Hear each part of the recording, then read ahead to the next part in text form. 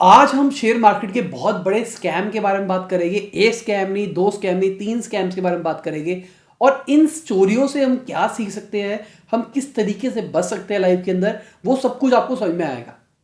सबसे पहले एक बेसिक लॉजिक को समझने की कोशिश करते हैं। अगर मैंने आपको कहा कि सर आज इंटेलेक्चुअल इंडीज के शेयर दुगने होने वाले हैं, आज इसका प्राइस बढ़ने वाला है, आप ले लो, इंटेलेक्चुअल इंडीज के शेयर निकल रहे हैं, उसमें इन्वेस्टमेंट कर लो, तो क्या होगा। अभी मुझे बहुत सारे लोग फॉलो करते हैं, एग्जांपल लेके चल रहा हूं, मैं टीवी के अंदर आके बोलता हूं, या फिर मैं बहुत बड़ा बंदा हूं, या फिर मैं वॉरेन बफेट हूं। वॉरेन बफेट कहता है एक एक्स कंपनी के शेयर ले लो, तो क्या होगा, मार्केट में डिमांड क्रिएट हो जाएगी उस शेयर की। उस शेयर की डिमांड क्रिएट होने की वजह से क्या होगा, उसका प्राइस बढ़ना शुरू हो जाएगा। ठीक है, तो इस चीज का मैं मिसयूज कर सकता हूं अगर मेरे पास इंफ्लुएंशियल पावर है तो।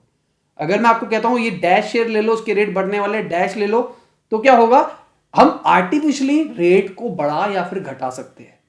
तो बेसिक सा ये लॉजिक पहले समझो, तभी आने वाली तीन स्टोरीज आपको समझ में आएगी। सबसे पहला स्कैम हमारा इंडियन हर्षद मेहता स्कैम। अगर आपको शेयर मार्केट की थोड़ी सी भी कुछ भी कहीं पे सुना होगा तो हर्षद मेहता का शायद आपने नाम सुना होगा।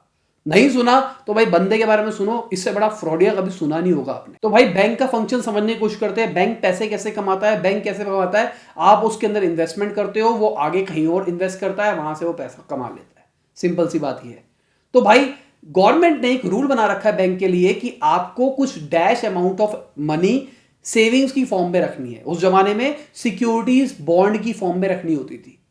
तो क्या होता था, अगर मान लो मुझे पैसों की जरूरत है, अगर कोई बंदा मुझसे पैसे मांगने के लिए आ जाता है और मेरे बैंक के पास पैसे नहीं है, तो मैं वो सिक्योरिटी दूसरे बैंक को देता हूं और उसके अगेंस्ट उनसे पैसे ले लेता हूं। तो अब मैं बैंक हूं, इतनी बड़ी एंटिटी हूं, मैं जाके भटकता हूं, रहूंगा भाई सिक्योरिटी ले लो, पैसे दे दो, सिक्योरिटी ले लो, पैसे ले लो।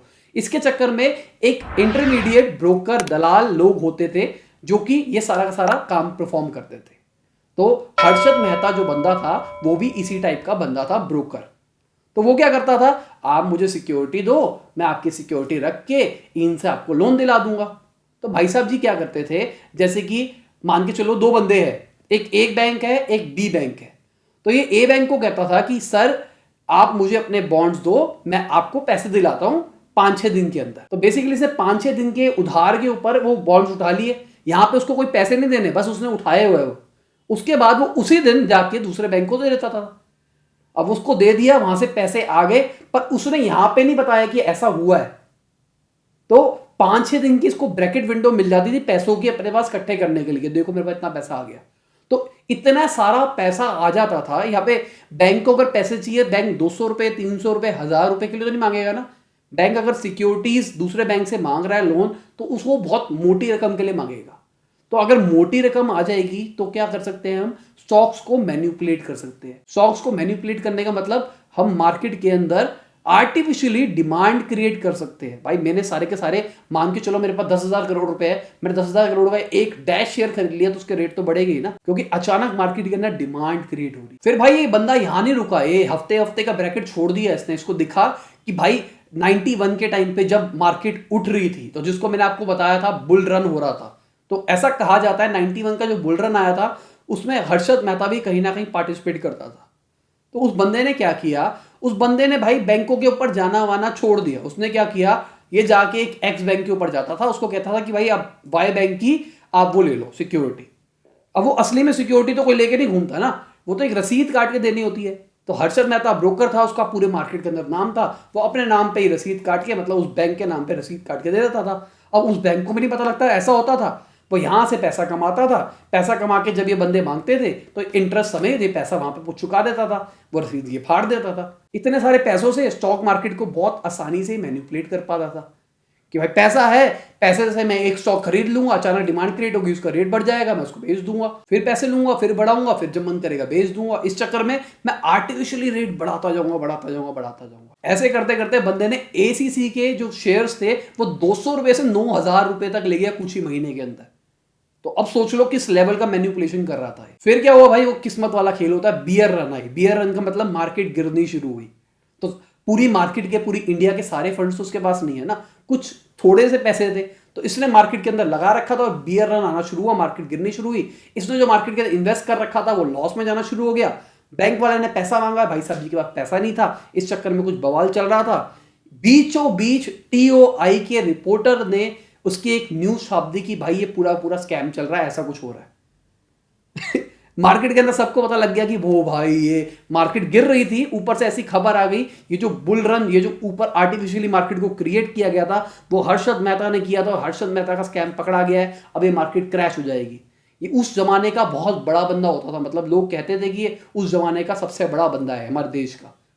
तो अचानक ही ऐसी खबर आती है तो क्या होगा, मार्केट गिर रही थी, इसके स्कैम के चक्कर में मार्केट और गिरनी शुरू हो गई। अब भाई एक बात और समझने की कोशिश करो, अगर मैंने एक बैंक को खुद रसीद काट के पैसा उठा रखा है तो वो बैंक के पास पैसा तो है नहीं और मेरे पास भी पैसा नहीं है, मैं जाके उसको कह रहा हूं कि मुझे पैसे चाहिए, तो बैंक के जो चेयरमैन थे विजय बैंक के, उन्होंने सुसाइड कर ली इस बात के चक्कर में, क्योंकि इन्होंने उसको रसीद काट के दे रखी थी और इन्होंने उसको पैसा दे रखा था और पैसे देने के लिए इसके पास पैसे नहीं थे, तो उसको लगा कि भाई अब तो मेरे सारे के सारे जितने भी बंदे हैं, मतलब बेसिकली बैंक के अंदर हमने पैसा डिपॉजिट कर रखा है, हमारा डिपॉजिट पैसा उन्होंने हर्षद मेहता को दे रखा था सोच के कि भाई इंटरेस्ट पे कुछ आ जाएगा, कुछ हो जाएगा, पर फायदा कुछ नहीं हुआ।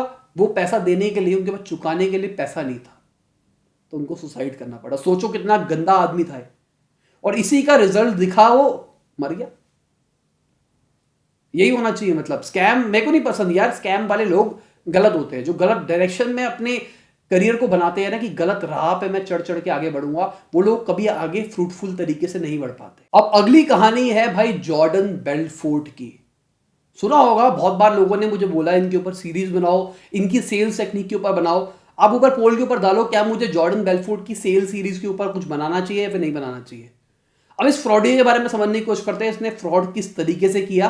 फ्रॉडिया ये इसने फ्रॉड किया है और अब ये मोटिवेशनल स्पीकर बन चुका है, इसका बिजनेस चल रहा है, सेल्स के ऊपर काम करता है, बहुत कुछ करता है। तो कहानी समझते हैं क्या करते थे। पेनी स्टॉक्स क्या होते हैं? पेनी स्टॉक्स का मतलब एक ऐसा शेयर जिसकी वैल्यू बहुत कम है, मान के चलो 10 पैसे का कोई शेयर है। अब वो 10 पैसे का शेयर स्टॉक मार्केट में तो चलेगा नहीं ना, तो वो पेनी स्टॉक कहलाया जाएगा। वो penny stock basically digital currency के अंदर डिजिटल फॉर्म में नहीं जाएगा, आपको दुकानों के थ्रू बिकेगा। ये उस जमाने में यूएस के अंदर होता था। तो इन्होंने क्या किया, ये क्या करते थे, इनके अपने पैसे लिए, हमने एक कंपनी के पेनी स्टॉक्स खरीद लिए, मान के चलो मैंने 10 पैसे में 1 करोड़ पेनी स्टॉक्स खरीद लिए किसी कंपनी के। उसके बाद भाई मैंने एक अच्छी सी पिच लिखी और अपने सारी सेल्स स्टाफ को वो दे दी और कहा कि लोगों को फ़ोन करो और कहो कि ऐसा है वैसा है वैसा है। उस सेल्स पिच के अंदर मैंने लिखा होता था कि भाई हमारी रिपोर्ट्स कहती है ये ज़्यादा कंपनी बढ़ने वाली है, आपको बहुत अच्छी रिटर्न मिलेगी, ये फलाना फलाना, ये सब होगा वो सब होगा। तो भाई इन्वेस्टर लोग इसमें फंस जाते थे, उनको लगता था कि भाई लगा लो 10 पैसे का ही तो है, भाई 10 पैसे के अगर 30 पैसे 40 पैसे भी हो गए तो बहुत हो जाएगा। ये पहले अपने जो भी इन्वेस्टर होते थे उनको अच्छे स्टॉक्स देते थे, उसके बाद ये पेनी स्टॉक चेपते थे। फिर जब पेनी स्टॉक का रेट बढ़ जाता था भाई ये उसको बेच देते थे। अब ये रिकमेंड नहीं करते थे किसी को, क्योंकि इन्होंने बेच दिया, अब इनके पास कुछ भी नहीं है। उसके बाद भाई आर्टिफिशियली जो डिमांड क्रिएट हुई होती थी वो खत्म हो जाती थी और उसके चक्कर में अल्टीमेटली प्राइस गिर जाते थे और इनको प्रॉफिट हो जाता था। तो आखिरकार कभी ना कभी तो पकड़ा जाना था, पकड़ा गया। 4 साल की इसको जेल हुई और $110 मिलियन का इसको फाइन लगा। जो कि इस बंदे ने क्या किया, फ्रॉड ही होते हैं। जो उसके दोस्त थे, जो भी इसके पार्टनर थे, इन्होंने सबके बारे में बता दिया कि भाई मेरा ये पार्टनर था, इसने ये साथ में किया, ये किया। तो भाई वहां पे आपको रिलीफ मिल जाता कि देखो आपको पछतावा हो रहा है। तो इसकी वो सजा 4 साल से घटा के 22 महीने की कर दी गई। उसके बाद ये बंदा बाहर आके मोटिवेशनल स्पीकर बन गया, बुक लिख दी वुल्फ ऑफ वॉल स्ट्रीट, आपने पिक्चर भी देखी होगी वुल्फ ऑफ वॉल स्ट्रीट। तो बेसिकली वो अपने फ्रॉड को एक बड़ी पिक्चर दिखाता है, देखो हम कितने अच्छे हैं।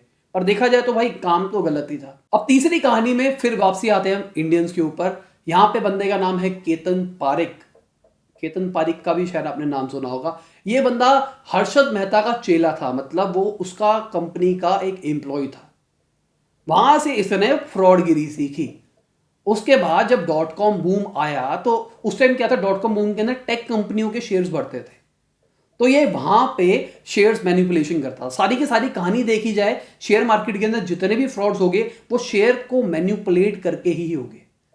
तो बंदा शेयर को मैनिपुलेट करता था। अब शेयर को मैनिपुलेट कैसे करेगा, यहां पे इसने बैंकों के साथ घोटाला कर रखा था, बैंकों के साथ पार्टनरशिप कर रखी थी लीगल फॉर्म के अंदर कि भाई अब मुझे पैसा दो, वो पैसा मैं लगाऊंगा मार्केट के अंदर और उस मार्केट से हम शेयर के प्राइस को मैनिपुलेट करेगी। साथ के साथ मैंने आपको पिछली वीडियो के अंदर बताया था वॉल्यूम के बारे में। वॉल्यूम का मतलब एक दिन के अंदर एक स्पेसिफिक टाइम के अंदर कितने शेयर खरीदे गए और बेचे गए, उसको ऐड कर देना है। तो भाई इसी चीज को मैनिपुलेट करता था। आर्टिफिशियली अगर हमको डिमांड क्रिएट करनी है तो हम क्या कर सकते हैं, हम वॉल्यूम को बढ़ा सकते हैं। तो ये क्या करता था, मान के चलो मेरे पास एक एक्स कंपनी है, वाई कंपनी है, जेड कंपनी है, तीनों कंपनियां मेरी है, पर मैंने दिखा रखा है तीनों कंपनियां अलग है। तो ये एक्स कंपनी एक शेयर खरीदती है 100 रुपए में और 100 रुपए में इसको बेच देती है।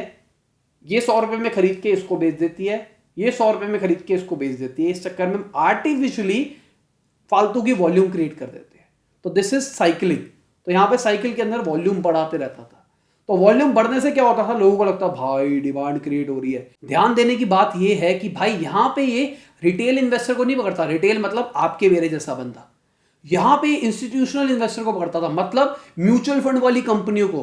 तो जिस म्यूचुअल फंड में आप पैसे लगा रहे हो वो कहां लगाएगा उसको मैनिपुलेट करता था। तो मीडिया का सबसे बड़ा कंट्रोल होता है, मेरे को तो ऐसे लगता है शेयर मार्केट के अंदर। तो ये बंदा आर्टिफिशियली ये जो हो रहा है वॉल्यूम अपने सारे शेयर्स को न्यूज के अंदर बढ़ा चढ़ा के रखता था, आपस में ही खरीदता बेचता रहता था, वहीं से पैसा लेके खरीदता बेचता रहता था और मात्र 10 शेयर के ऊपर ऑपरेट कर रहा था।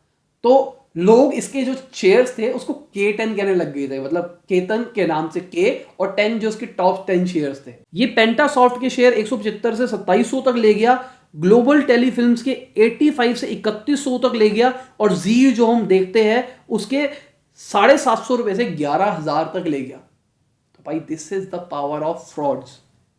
तो आर्टिफिशियली आपने मार्केट के अंदर हाइप क्रिएट कर दिया। तो इसकी जो स्ट्रेटेजी है इसको क्या कहते हैं, पंप एंड डंप। आपने पंप किया मार्केट को, बताया ओ भाई शेयर बढ़ रहा हो, सारी न्यूज व्यूज को खरीद लिया, पेड मीडिया तो है ही हमारे देश के अंदर, ओ भाई इसका शेयर ये है ये है ये है, देखो देखो ये कंपनी ने ये कर दिया, देखो ये हो गया। बिटकॉइन का एग्जांपल लेके चलो, बिटकॉइन जितना ज्यादा न्यूज में रहता है कि भाई देखो बिटकॉइन के रेट बढ़ रहे हैं, देखो बिटकॉइन के रेट रह गए, तो बेसिकली पंप ही तो हो रहा है ये। आप जबरदस्ती पंप ही तो कर रहे हो शेयर को। तो आपने पंप करते गए करते गए करते गए, उसके बाद जब ये टॉप पे पहुंच जाता डंप, अपने सारे के सारे बेच दिए। जैसे ही बेचे तो अब कोई वॉल्यूम वाला सीन नहीं हो रहा, ट्रेडिंग कम हो रही है, ट्रेडिंग कम होते होते गिर जाता था। जो ग्लोबल टेलीफिल्म्स था जिसका शेयर 3100 तक ले गया था, वो वापसी 120 रुपए पे आ गया था। और देखा जाए सारे के सारे घोटाले तब खुले जब मार्केट नीचे को गिरने लगी, मतलब बियर रन आना शुरू हुआ। तो बियर रन आया जब ये टेक बबल बस्ट हुआ, ये जो था ना .com बूम, तो जब ये वो फूटा तब भाई अब इसके शेयर के तो चल नहीं रहा था, मार्केट घट रही थी। खाली ये सारा के सारे शेयर को तो मैनिपुलेट नहीं कर सकता ना, पूरी दुनिया को पता लग रहा है कि भाई गूगल गिर रही है। एग्जांपल लेके चल रहा हूं मैं, पूरी दुनिया को पता लग रहा है गूगल गिर रही है, गूगल का घोटाला है, ये है वो है, और ये भाई अकेला मैनिपुलेट करके तो नहीं उठा सकता ना उसको। तुम न्यूज के अंदर झूठ थोड़ा ना झूठ बोल दोगे कि भाई देखो ये कंपनी बढ़ने वाली है, कंपनी बढ़ने वाली है, सबको दिख रहा है घटने वाली है, कंपनी लॉस में आ चुकी है, ये हो चुका है वो हो चुका है। तो वो गिर रही थी, इस चक्कर में ये भी भाई बंदा डूब गया। और वही जो TOI के रिपोर्टर थे फिर से इन्होंने इसका घोटाला खोला और सबको पता लग गया। जो हमारी ऑर्गेनाइजेशन सेबी है, सेबी ने उसको बैन भी करने के लिए गए, पर वो फिर भी करता रहता है। 2017 तक उसको बैन किया गया था, पर भाई फिर भी वो पता लगा कि 2009-10 के आसपास वो ट्रेडिंग कर रहा था। तो इससे हमने क्या सीखा, ये जितनी भी कहानी आपको सुनाई इससे हमने क्या सीखा, इसे सीखा हमको रिकमेंडेशन नहीं लेनी है किसी की। अगर मैं कहता हूं इसके शेयर ले लो, उसके शेयर ले लो, ये कर लो वो कर लो वो कर लो, नहीं लेनी है, हवाबाजी नहीं करनी है। अपने को साइंस आनी चाहिए, अपने को फंडामेंटल्स आने चाहिए, अपने को पता होना चाहिए कि ये कंपनी के शेयर बढ़ रहे हैं, क्यों बढ़ रहे हैं। हवाबाजी में थोड़ा ना बढ़ जाएगी, ओ भाई शेयर ले लो बढ़ जाएगी। हमको पता होना चाहिए कि इस कंपनी का बिजनेस मॉडल क्या है, इसकी फाइनेंशियल रिपोर्ट क्या है, इसका क्या क्या है, हमको सब कुछ पता होना चाहिए, तभी हम ढंग से इन्वेस्टमेंट कर सकते। तो ठीक है दोस्तों, इसी के साथ ये वीडियो खत्म होती है। आशा करता हूं आपको अच्छी लगी होगी। कोई दिक्कत है कमेंट में मुझसे पूछ लेना, लाइक शेयर कर देना और मुझे कमेंट में जरूर बताना जो मैंने आपको एक कहानियां बताई है आपको अच्छी लगी या नहीं लगी। अच्छी लगी है तो शेयर कर देना। बाय, गुड नाइट, शबा खैर, खुदा हाफिज, गुड मॉर्निंग, गुड आफ्टरनून, जब भी आप वीडियो को देख रहे हैं।